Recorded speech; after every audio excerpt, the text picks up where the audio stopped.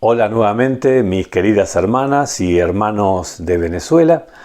Hoy volvemos a reunirnos para poder llevar nuestra mente nuevamente a otra historia en la que Dios nos enseñará otro aspecto de cómo poder tener esa fe que tanto necesitamos en todo momento y tanto más cuando las cosas se ponen particularmente difíciles. Oramos para que Dios nos guíe.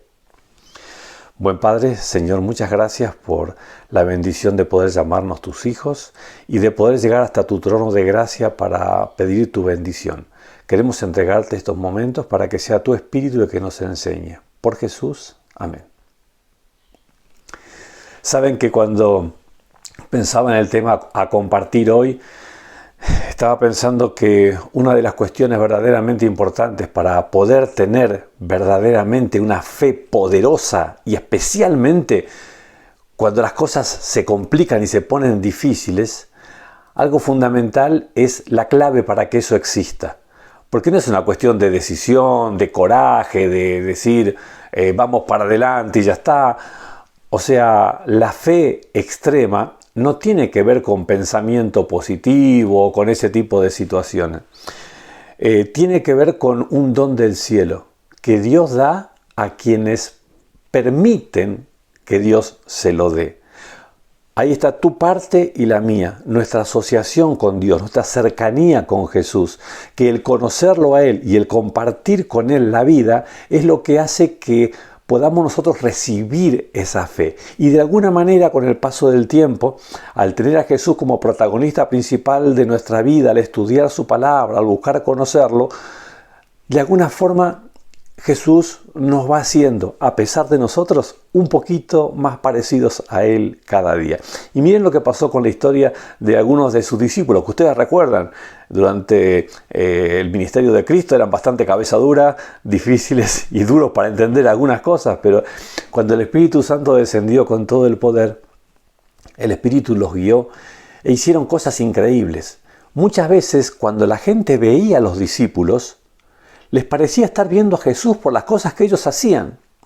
La historia de hoy que está en en Hechos 3 y en Hechos 4 nos recuerda eso. Es esa oportunidad en la que Pedro y Juan, recuerdan, estaban llegando al templo y un paralítico les pidió limosna y ellos le dijeron, Pedro les dijo, no tengo plata ni oro, mas lo que tengo te doy. En el nombre de Jesús, levántate. Y el que había sido paralítico se levantó y había miles de personas en el entorno de ese milagro que al ver lo que ocurrió se quedaron con los ojos así porque hacía mucho ya que Jesús había desaparecido. Ellos habían visto a Jesús hacer cosas como esta, pero ahora no era Jesús. Eran los discípulos de Jesús los que estaban haciendo las obras que ellos habían visto que Jesús hacía. Y dice Hechos 3:11, mientras el hombre seguía aferrado a Pedro y a Juan, toda la gente que no salía de su asombro corrió hacia ellos al lugar conocido como Pórtico de Salomón. Y entonces Pedro y Juan, que no eran lentos para nada, aprovecharon la oportunidad de estos miles de personas que se reunieron en ese lugar para hablarles de Jesús. Al ver esto, Pedro les dijo, estoy leyendo el versículo 12, pueblo de Israel, ¿por qué les sorprende lo que ha pasado? ¿Por qué nos miran como si por nuestro propio poder o virtud hubiéramos hecho caminar a este hombre? Y empieza a predicar con poder hablándoles de Jesús y demás. Y claro, esto está pasando en el entorno inmediato del templo. Así como toda esta gente se sintió realmente tan feliz de que estuviesen viendo y viviendo este momento, había otros a los que no les gustó nada. Como cuando Jesús hacía milagros, ¿se acuerdan? Había gente que a pesar de ver al Dios Todopoderoso obrando entre ellos con poder indudablemente divino, estaban enojados con Jesús, no lo aceptaban y por lo tanto, aunque Dios se manifieste por medio de él, lo rechazaban de todos modos y cerraban sus ojos a las evidencias. Dice el capítulo 4, versículo 1, que mientras Pedro y Juan le hablaban a la gente, se les presentaron los sacerdotes, el capitán de la guardia del templo y los saduceos. Se les vinieron todos encima. Estaban muy disgustados porque los apóstoles enseñaban a la gente y proclamaban la resurrección que se había hecho evidente en el caso de Jesús. Entonces, ¿qué hicieron? ahí delante de todos esos miles de personas, los prendieron a Pedro y a Juan, como ya anochecía, los metieron en la cárcel hasta el día siguiente. ¡Wow! Pero claro, cuando esta gente actúa ya había pasado algo tremendo, ¿no? Dice el versículo 4, pero muchos de los que oyeron el mensaje creyeron, y el número de estos llegaba a unos 5.000. ¿Cuántos se reunieron? Para que de entre los que se reunieron en ese momento, 5.000 hayan sido los que creyeron, ¿no? Y la parte que quería destacar como central es lo que dice versículo 5, que al día siguiente se reunieron en Jerusalén los gobernantes, los ancianos y los maestros de la ley. Se están juntando los más altos dignatarios del poder religioso y civil de la nación. Ahí estaba el sumo sacerdote Anás, Caifás, Juan, Alejandro y los otros miembros de la familia del sumo sacerdote. Hicieron que Pedro y Juan comparecieran entre ellos y comenzaron a interrogarlos. Ustedes imagínense esta escena en la que los más poderosos, vestidos con sus ropas dignas del cargo que ostentan, y les van a hacer sentir a estos pobres hombres el peso de la fuerza del gobierno sobre ellos para que obedezcan y se callen la boca. Entonces, con energía, con fuerza, con el poder y autoridad que tienen, les dicen: ¿con qué poder o en nombre de quién hicieron ustedes esto? La respuesta de Pedro y Juan debió ser: perdón, nos equivocamos, disculpen, nunca más lo haremos. Eso es lo que ellos esperaban que fuese la reacción. Lo que nunca esperaban es lo que dice el versículo 8. Pedro,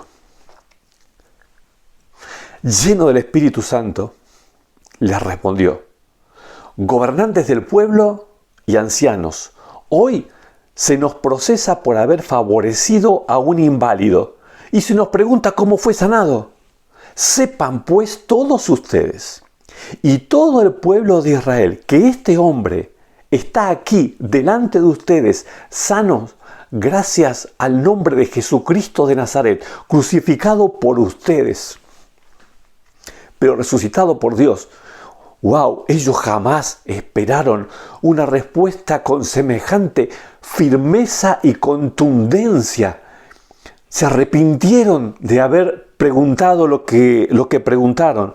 Dice el versículo 13 que los gobernantes, al ver la osadía con la que hablaban Pedro y Juan y al darse cuenta de que eran gente sin estudios ni preparación, quedaron asombrados. Y acá es la parte que quisiera destacar más que todo. Y reconocían que habían estado con Jesús. Me encanta esta conclusión que sus enemigos acaban de tomar. Ellos se dieron cuenta con quiénes se estaban metiendo. Con Pedro y Juan, dos pobres hombres, sí, pero que habían estado con Jesús. Miren, la fe puede manifestarse a través de personas sencillas como vos y yo, si se cumple la condición que sus enemigos reconocieron en esta oportunidad. Si hemos estado con Jesús. Dice el versículo 16 que esta gente que había venido preparada para aplastar a estos dos hombres, en el versículo 16 dice que concluyeron: ¿qué vamos a hacer con estos sujetos? Es un hecho que por medio de ellos ha ocurrido un milagro evidente. Todos los que viven en Jerusalén lo saben. Nosotros no podemos negarlo. Y entonces los llamaron para hacerlos silenciar, simplemente les ordenaron que se callen la boca, pero el versículo 19 dice que Pedro y Juan les respondieron: ¿es justo delante de Dios obedecerlos a ustedes en vez de obedecerlo a Él? Júzguenlo ustedes mismos. Nosotros no podemos dejar de hablar de lo que hemos visto y oído. Ojalá Dios quiera que vos y yo tampoco podamos dejar de hablar aquello que hemos visto y oído. Que nuestra relación con Jesús sea tan fuerte que cuando otras personas nos vean actuar, de alguna manera puedan sentir como que están viendo que hacemos lo que imaginan que Jesús haría. Un desafío que nos queda grande, demasiado grande. Que solo la fe en Él puede hacer que vos y yo vivamos esta realidad. Y que Jesús, el Espíritu Santo, pueda manifestarse en tu vida y en la mía hasta que Él venga. Amén.